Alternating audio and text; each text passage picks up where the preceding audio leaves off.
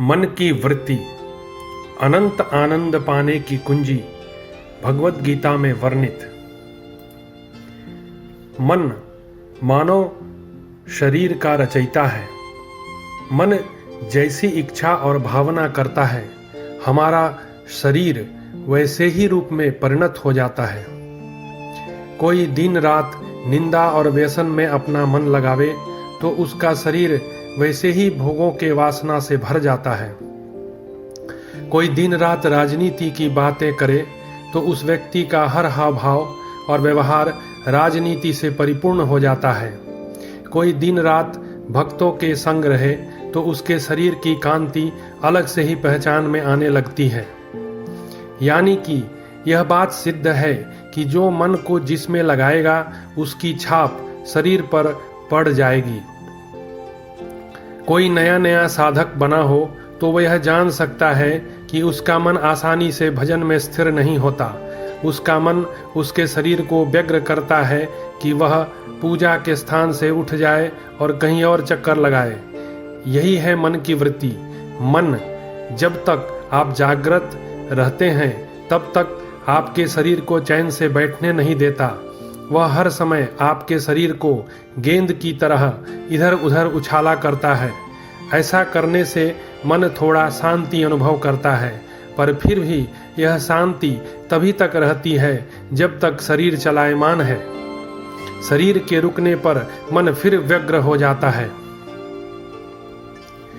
यहाँ यह समझने की बात है कि ऐसा क्यों हो रहा है। ऐसा इसलिए हो रहा है कि हमारा मन भूखा है, उसे खुराक की जरूरत है। यदि किसी का पेट भरा हो तो वह रसगुल्ले से भी बैर करेगा। मन की भूख और शरीर की भूख अलग है। शरीर का भूख थोड़े से अन्न से शांत हो जाता है, परंतु मन की भूख किसी भी उपाय से नहीं मिटती। लोग मर जाते हैं पर मन की भूख नहीं मिटती। तो सवाल है, यह भूख मिटे कैसे? दुनिया में जो कुछ भी भौतिक है उसका इलाज भौतिक पदार्थों से हो जाता है, किंतु जो वस्तु भौतिक नहीं उसका इलाज भौतिक पदार्थों से नहीं किया जा सकता। एक बात तय है कि दुनिया में ब्रह्मा से लेकर चींटी तक एक ही वस्तु की अभिलाषा करते हैं और वह है आनंद।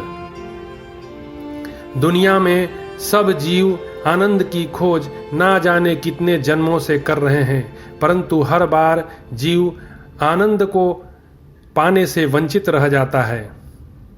उसका कारण है जीव का मन। मन अल्प सुख की ओर उन्मुख होता है। इस कारण से उसे कभी भी चिन्मय अनंत अबाधित सुख कभी नहीं प्राप्त होता। चिन्मय अनंत अबाधित सुख को पाने की कुंजी भगवान कृष्ण ने भगवत गीता के दूसरे अध्याय के 14वें श्लोक में बताए हैं, लेकिन उस पर चलना जरा कठिन है। परंतु चिन्मय अनंत अबाधित सुख की प्राप्ति का बस यही मार्ग है और कोई न कभी हुआ है न होने वाला है।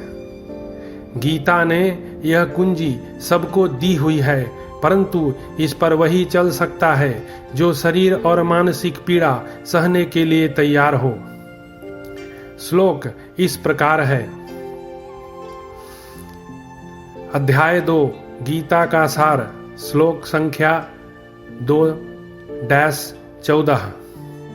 मात्रा स्पर्शास्तु कौन्तेय शीतोष्ण सुख दुःखदाः आगमपायो नित्या तामतितिच्छस्व भारत। हे कुंती पुत्र, सुख तथा दुख का क्षणिक उदय तथा काल क्रम में उनका अंतर ध्यान होना सर्दी तथा गर्मी की ऋतुओं के आने जाने के समान है। हे भरतवंशी, वे इंद्रिय बोध से उत्पन्न होते हैं और मनुष्य को चाहिए कि अविचल भाव से उनको सहन करना सीखे।